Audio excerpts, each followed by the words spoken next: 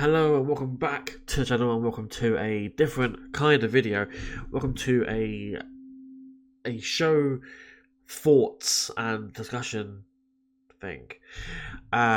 Basically, Rumble 2025 has just happened. It was literally yesterday, day of recording, and I've got some thoughts that I wanted to get through and talk about. This is not a review per se of the show. It is literally just me talking about certain points that happened and me giving my thoughts and opinions on those specific things. So, with that in mind, let's talk the Rumble.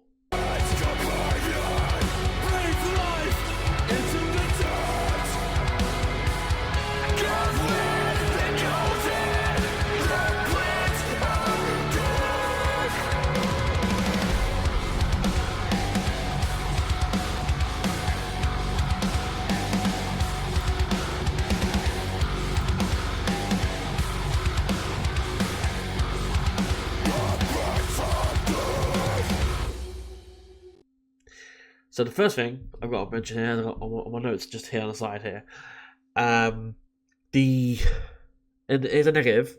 Okay, so for those who know me, it's going to be a negative because I'm a negative, I'm anti WWE, but I'm not. The constant and for them the necessary need to force celebrity camera shots down our throats. We had throughout, from when Raw started on Netflix to now, we've had constant, celebrities appearing at these shows and being like, "Oh, hey, that person's here. Hey, look, that guy from the NBA's here. That guy from the NFL's here. This movie star, he's here." And it's like, why are they here? Firstly, because they're normally gone by the next segment or match or whatever. Firstly, that's an issue all in itself. But just stop.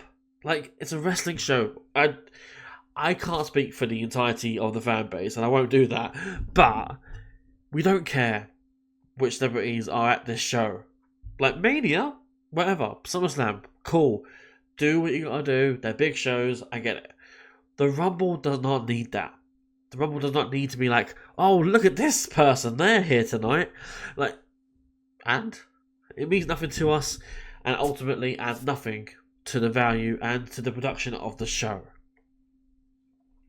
Moving on though to the first match of the night. It is of course the Women's Royal Rumble. Bit sad it wasn't the men's that started, but here we are. It was the women's that started this year round. So, my first point on here, and of course it was, and spoilers, I should say spoilers before I go any further. If you've not watched the Royal Rumble, go back and watch it now before you come back to this video. I'll go through spoilers, go through results of what happened, as well as giving my thoughts on what happened. So, with that in mind, please watch the video. Please watch the show itself first, and then come back to the video, and we will discuss it more. But yeah, with that in mind, the winner of the 2025 Women's Royal Rumble is, of course, Charlotte Flair, with the runner-up being Roxanne Perez. Now, the first thing I want to mention, it's positive, is the representation of NXT in the Rumble. We had 5 different women from the NXT roster come up to try their hand at winning the Rumble. We had Roxanne Perez, we had Lash Legend, we had Jada Parker, we had Stephanie Vaquer, and we had Julia. We had interactions between Stephanie and Julia. We had an interaction between Lash and Jada. We even saw Roxanne mix it up with nearly everyone in the Rumble because she came at number 3 and lasted to the very end. So, with that in mind, it's great to see NXT represented in that way here, and a good chance to get more eyes on these women before they come up to the main roster. The next point I have here is another positive. The debut, or say, the debut of Jordan Grace. Of course, she's reportedly signed to WWE. No idea how legit that report is, or how true those claims are. But apparently she is signed to WWE now. And this is her first Rumble as a WWE talent. I don't know how true that is. What I do know is that she was there last year, I think it was, and this is not her first Rumble, basically. It's not her first rodeo, so to speak. She had a good showing. A pretty good showing, I will say that much. Didn't get as many eliminations as I thought she would have done, because I think she only got one elimination. But besides that, she did okay. It was a good showing for her, and pretty good for her first going. Now we go on to the bad side of things here. So you may have realised already that I said the winner was Charlotte Flair. Now, I don't know about you, or about if you're watching this video, if you agree, if you disagree, etc, etc, right? I don't know where they get off on reusing the same people who were once upon a time in the main picture scene, in the main title scene several years ago. Charlotte Flair has literally just come back. This is her first match back, and she's winning the Royal Rumble. I'm not saying give it to Roxanne Perez, not at all. Would have been fun, but you know that would have interfered with the current storyline in NXT. So I get why they didn't go with that method. But Charlotte Flair winning, predictable, boring. I don't know what word to use. The best way to use for this, but that is the word I would use. Predictable, boring, Flair. And my other point, the final point I have here for the Women's Rumble itself, is, of course, number 30 in this Rumble. So for those who are not aware, number 30 in the Women's Royal Rumble was Nikki Bella, which is, it's cool, I guess, but she basically made a comeback. I think she wasn't in last year's Rumble, I don't think. I think she was in the year before. I could be wrong on that. But basically she appeared again, and she came in, and I don't recall her having much impact on the match itself. However, my main question here is, why have we used Nikki Bella for this spot instead of giving it to a member of the main roster? Or, dare I say, give it to Jade Cargill. Now, I don't know what her injury status is right now, or her safe status, which if she's still out injured and can't wrestle right now, or is it medically cleared, then fair enough. But still, Nikki Bella is not the way to go. Again, we're going back to that old, we've got to use legends, and we've got to use people who used to be wrestlers back in the day to generate some sort of hype for a match that doesn't need it. Like, that could have been a spot given to a surprise appearance from a TNA, for example, or an indie star that they've just signed. I ain't saying the same thing. I'm saying that there could be a way to reveal that they've signed someone. Alexa Bliss came back in the Rumble. Have her be number 30. She was waiting on to come back, so use her in that spot. But no. Instead, we got Nikki Bella, which is what it is, I guess. But like I said, she didn't add too much to the Rumble itself, and it's just a little disappointing to see her in this match in particular. So moving on to the next match of the night, it was, of course, the tag titles match, the WWE World Tag Team titles. We had DIY, Ciampa and Gargano taking on the Motor City Machine Guns, Chris Sabin and Alex Shelley. This was a very good tag match. I thoroughly enjoyed it. However, my main issue from this match was the fact that it didn't seem to get much momentum. And I don't mean that as in the wrestlers didn't do enough. I mean that in a sense that the crowd didn't do enough. Because it's very much a give and a take relationship between wrestlers and fans. The wrestlers perform, and they give you everything they've got. They give you their soul, their sweat, their blood, etc. Right? And the fans, you got to shout, you got to cheer, you got to boo, you got to jeer. There's so many little nuances to being a wrestling fan, and you've got to be reactive to give the wrestlers the momentum and the speed and whatever to do what they got to do, and make sure they will actually want to do it for you. So having the crowd be basically next to silent for the tag match kind of ruined the atmosphere a little bit. But maybe it's because we're in a massive stadium for this show. Maybe if it was a smaller arena, had 20,000 stadium or something like that arena, then it might have been better. I don't know. Either way, good match. The ending was a little off for me, but you know, the Street Profits being there is kind of cool, I guess, and we got a direction going forward. So the third match of the night, moving on to that match now, it is of course the ladder match for the undisputed WWE Championship between champion Kevin Owens and champion Cody Rhodes. My only note for this match is one note, and it's pretty obvious what that's going to be, that this was a fucking brutal ladder match. So many spots where I winced, or I not cringed, or I sort of shuddered, because I am a sufferer of chronic back pain, and to see them constantly go after the back in various circumstances is something that really sets me off on my back off anyway. So props to them for a great match. I hope both of them are okay and both of them are safe, but amazing work, guys, and I can't wait to see what's next for both of you. I reckon we've got Sami Zayn somewhere on the horizon for one of the two. I don't know who, but we will see going forward. And now we go on to the main event of the show. So we have the Royal Rumble for the men's. We have 30 men, one winner, etc, etc. I've got a couple of spots here to mention first. So we have, before I mentioned in the women's Rumble that there was a good, healthy amount of NXT representation. That was non-existent in the men's.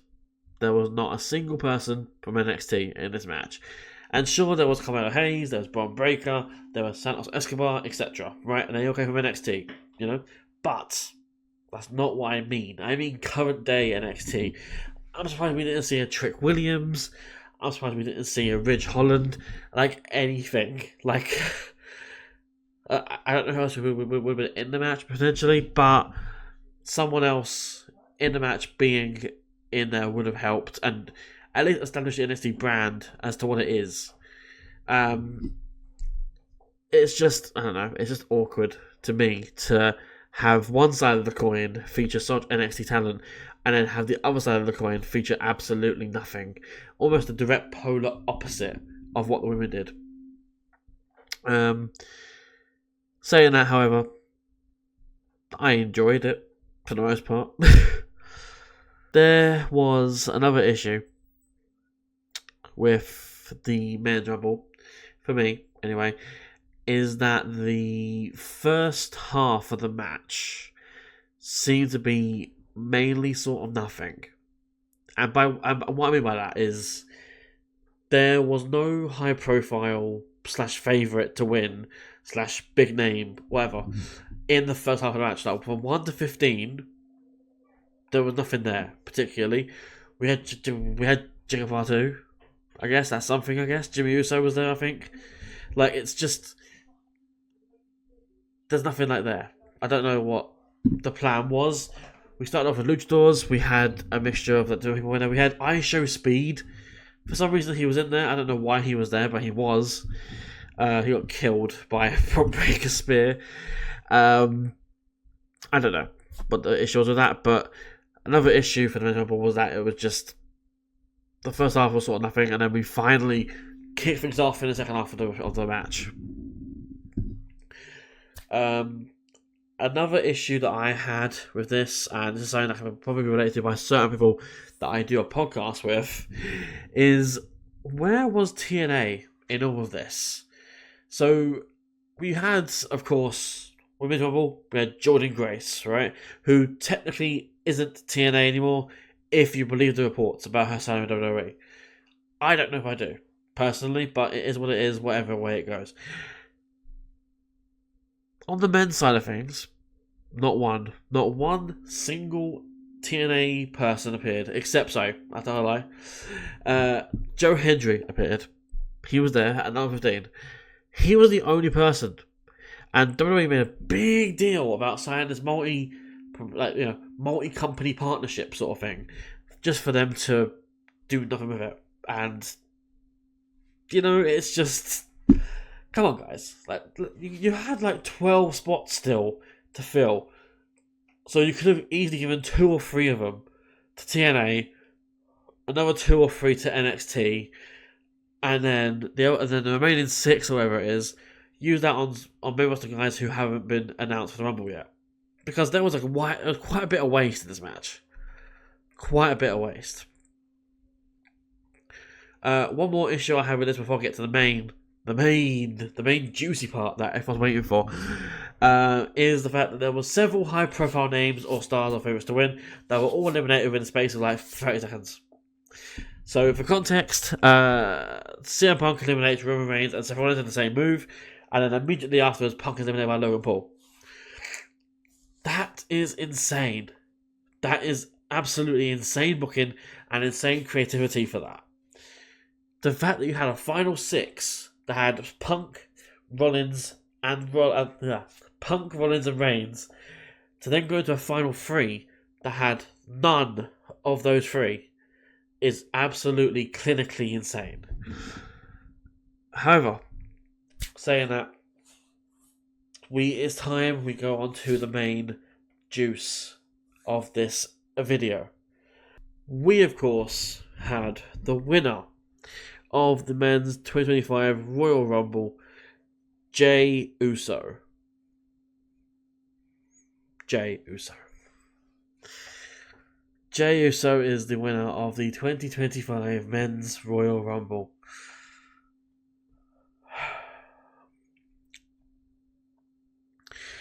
I'm trying to think of a way I can say this without swearing too much or without insulting someone or something like that. It's just, Jey Uso is not the guy. Jey Uso is not this person who can take WrestleMania to these new heights or take the company to new heights, because all he does is that. Or there he goes, yeet. And that's pretty much all he's known for and what he does. It's very much the Stone Cold Austin effect, where Austin had a catchphrase that was one word, what? And that was about it. And then his moveset was a lot of the same stuff. Jey Uso has yeet, which is then followed by a very basic moveset for wrestling. I'm not saying I can do better. Not at all. You know, kudos to whoever can do better. But it's just, I don't know. I can't really explain it.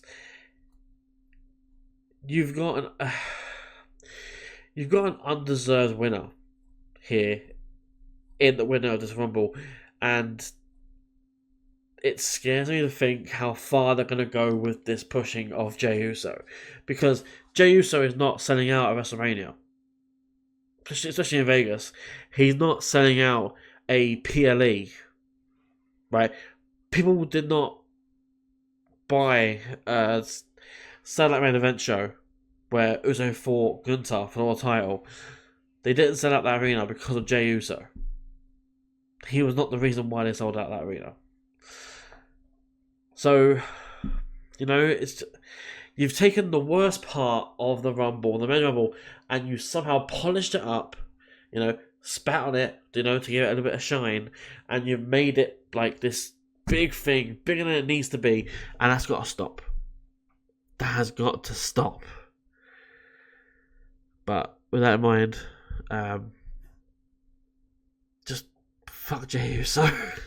That is the end of the video, but if you feel like you agree, if you disagree, leave a comment down below and I will read them and I will reply or get back to you in some way or shape as long as they're appropriate. It's all about engagement with the community, so as always, like, share the video, subscribe to the channel, and leave a comment down below if you enjoyed it, if you disenjoyed it for whatever reasons. Who is your favourite surprise entrant from the Rumble tonight, upset yesterday, and yeah, let me know. Comments down below. See ya.